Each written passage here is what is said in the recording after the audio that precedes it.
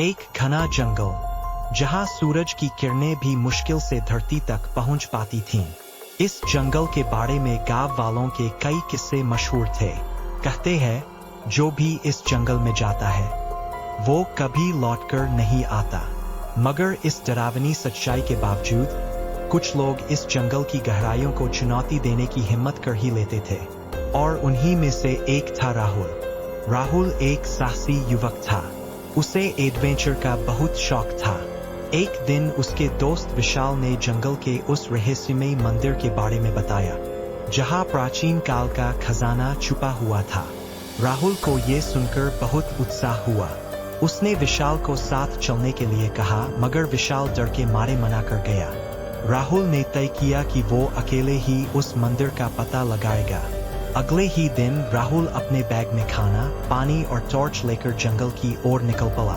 जंगल में घुसते ही अजीब सी ठंडक का एहसास हुआ। घने पेड़ और अजीब आवाजें माहौल को और डरावना बना रही थीं। रास्ते में कुछ खून के निशान और अधखुले जानवरों के कंकाल देखकर राहुल का दिल जोर जोर से धड़कने लगा, मगर उसका इरादा मजबूत था। चलते चलते अंधेरा घना हो गया। अचानक राहुल को महसूस हुआ कि कोई उसका पीछा कर रहा है। उसने पीछे मुड़कर देखा, लेकिन वहां कोई नहीं था। मगर हर बार जब वह कदम बढ़ाता, उसे किसी के चलने की आहट सुनाई देती। शायद मेरा वहम होगा, राहुल ने खुद को समझाया और आगे बढ़ने लगा। तभी एक रहस्यमयी आवाज उसके कानों में गूंजने लगी, तू यहाँ नहीं बच पाएगा, लौट जा, अभी भी मौका है। राहुल का शरीर कांप उठा। वो तेजी से भागने लगा, मगर कुछ ही दूर जाकर उसका रास्ता खत्म हो गया। आगे सिर्फ गहरी खाई थी। पीछे मुड़ा तो उसे एक परछाई दिखाई दी, एक लंबा काला साया, जिसकी आंखें अंगारे की तरह चमक रही थीं। राहुल डर के मारे बेतहाशा दौड़ा और किसी तरह एक पुराने मंदिर के खंडहर तक पहुंच गया। उसने देखा कि मंदिर के दरवाजे पर अजीब सी आकृतियां बनी थीं और दीवारों पर खून के धब्बे थे। मंदिर के अंदर घुसते ही वहां का माहौल अचानक और ठंडा हो गया। हवा में सड़े हुए मांस की बदबू थी। तभी उसे मंदिर के एक कोने में चमकती हुई चीज दिखाई दी, शायद वही प्राचीन खजाना था। राहुल जैसे ही उसकी ओर बढ़ा, पीछे से किसी ने उसका कंधा पकड़ लिया।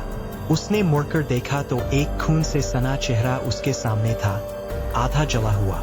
एक आंख बाहर लटक रही थी और शरीर से धुआं निकल रहा था।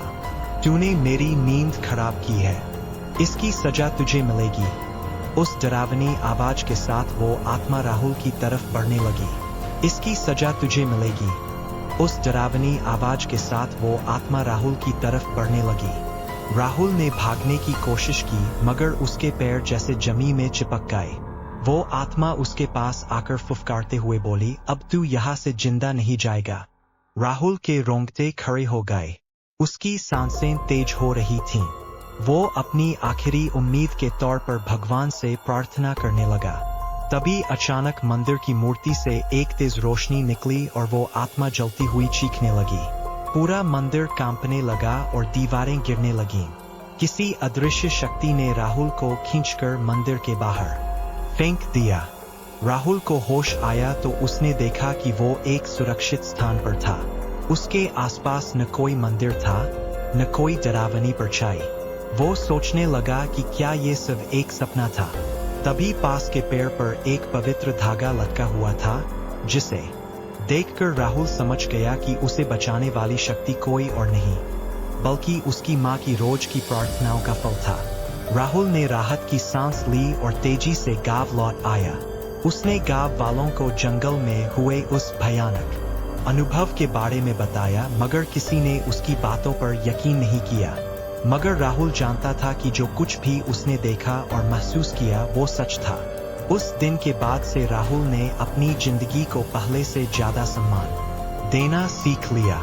इस कहानी से हमें यही सीख मिलती है कि कभी कभी हमारे सामने आने वाली सबसे बड़ी मुश्किलें हमें डराने के लिए नहीं, बल्कि हमें सिखाने के लिए होती है।